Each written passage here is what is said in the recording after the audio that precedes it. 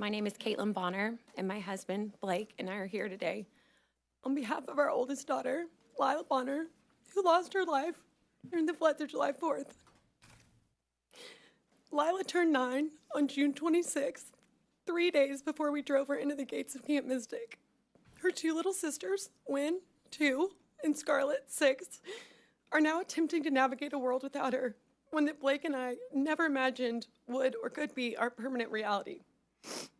Before I begin sharing a speech I never imagined I would have to write, much the way I felt when I wrote my reflection for her funeral, I want to say thank you for the opportunity to speak with you all today. As her mother, I am haunted by the events that took place on July 4th and wish with every fiber of my being that I was here under different circumstances. When Lila was born, I began writing letters that I planned to one day share with her. I wrote to her on her birthdays, on days when she did something funny or started a new activity, trying to capture precious memories and milestones that I never wanted to forget. I wrote to her on days when I was struggling, hoping that one day they could be a source of comfort and wisdom. Having lost my mom to cancer when I was 12 years old, I wrote these letters to Lila in the event that something ever happened to me. I never imagined that I would be the one reading them to her at her funeral, and most certainly not because she lost her life at Camp Mystic, where I spent 10 summers, 9 as a camper and 1 as a counselor in Bubble Inn. As I struggle to make any sense out of this horrific tragedy, these letters have been a gift I thought I would one day give her, but I now realize they are a gift from her. Lila was special. She was beautiful. She was pure. She was so kind. The most gentle little girl who fiercely loved her little sisters and all of her friends. A friend who preferred to shine her light on the people around her. A light she lit inside of me when she made me a mom. A light she lit throughout the halls and classrooms of Bradfield Elementary. A light she shared with her beloved family and friends. And a light I know she shared with the angels at Bubble Inn. Lila was the epitome of a firstborn child, the best big sister, and a rule follower who respected authority with impeccable manners. In the weeks leading up to camp drop-off, we shopped, organized, and packed her trunk with all the things I knew would make her feel safe. I gave her tips from my experience as a Mystic camper, suggesting she use her drawers for rest time activities and stationery, knowing that she wouldn't be able to get off of her bed during rest hour per camp rules. We received her dresser drawers with the first round of belongings recovered from camp, and it was no surprise to me to see that she had done exactly what I had suggested. I told her to take horseback riding first if possible, so she didn't have to change into pants after swimming on the quad. I had yet to see her camp schedule, but received a water-soaked copy from her cabin, and as expected, she had followed my instructions. Riding was her first activity. I've been told she was voted best manners at her dining table and was a spirited tonk, even though she left camp desperate to be a Kiowa, like me. I will forever be haunted by the fact that I didn't know what I didn't know. I sent her to Camp Mystic to grow closer to God, make lifelong friends, try new activities, and encourage independence. To spend time outside, away from a screen, surrounded by like-minded girls that I knew she would cross paths with for life. I naively assumed she was safer at camp than anywhere else. When I think about the trauma and fear that our girls endured, it makes me physically ill. This loss is one no parent should have to endure. A piece of her purple trunk that I so lovingly and meticulously packed was recovered at the dam, 11.1 miles from camp. Her body, 5.6 miles from camp, behind the Hunt store. Ironically, the last place we were, or the first place we stopped after dropping her at camp.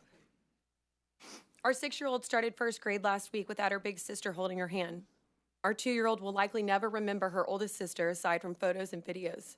And her friends, who all started 3rd grade last week, have to reconcile how 2 of their classmates perished at summer camp in a flood they also were evacuated from while at neighboring camps. Their stories are harrowing, but they all survived. I'm not here today because I want to be. I'm here because I have to be. Our daughters deserved better, and future campers deserve better. I implore you all to act quickly and pass SB 1 to protect campers before next summer and to ensure that there will never be another Heavens 27 due to camp complacency. Thank you.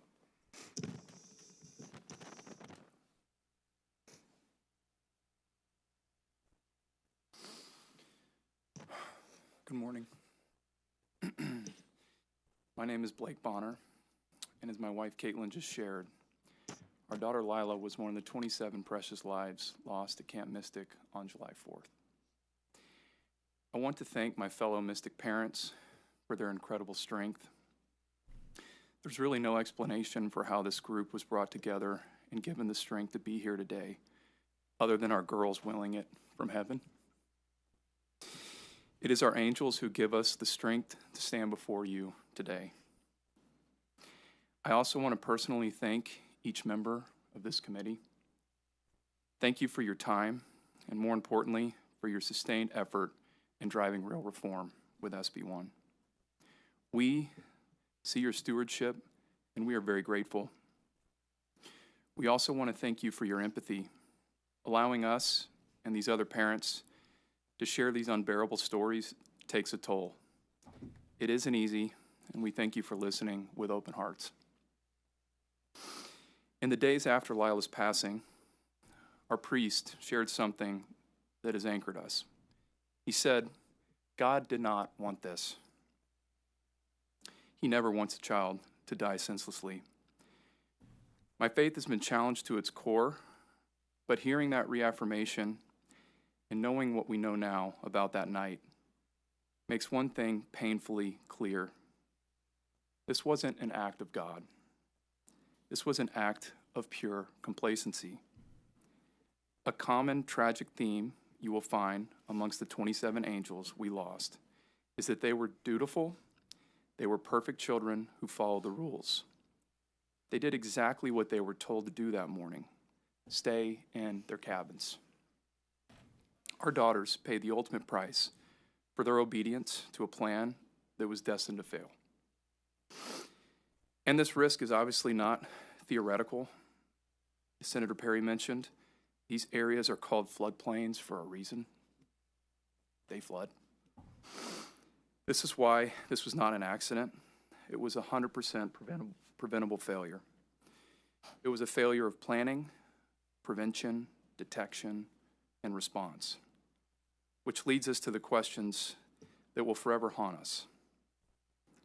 Why were our children sleeping in a known high-risk flood zone? Why was the stated evacuation plan to stay in place?